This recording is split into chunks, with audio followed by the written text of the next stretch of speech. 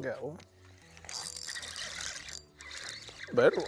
Feels like not a big one, but I don't know.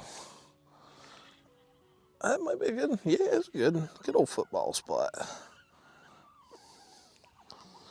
Not a pro football, like you know, junior high, something like that.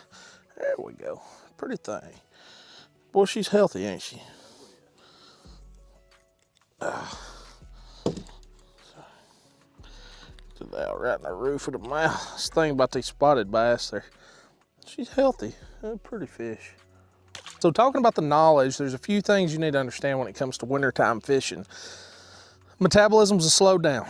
So as the temperature starts to cool down, these fish, their metabolisms are not as high. That's the reason they're not as active as they typically are, you know, during the summer when you see us ripping, romping, jerking, popping, all that good stuff. You don't really need to do all that.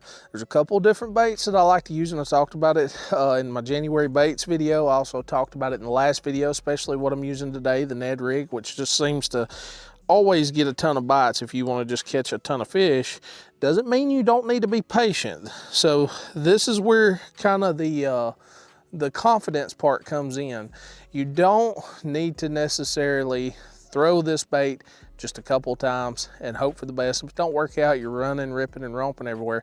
Look for those areas that are steep and fish the bait with confidence. So throw that bait out there and give it an honest chance from the time you throw it towards the bank all the way back to the boat, and you'll get a lot more bites doing that.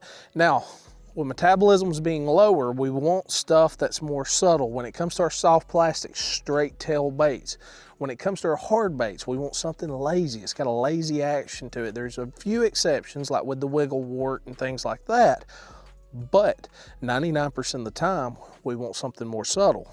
Now, to trigger more bites, that's where the confidence comes in.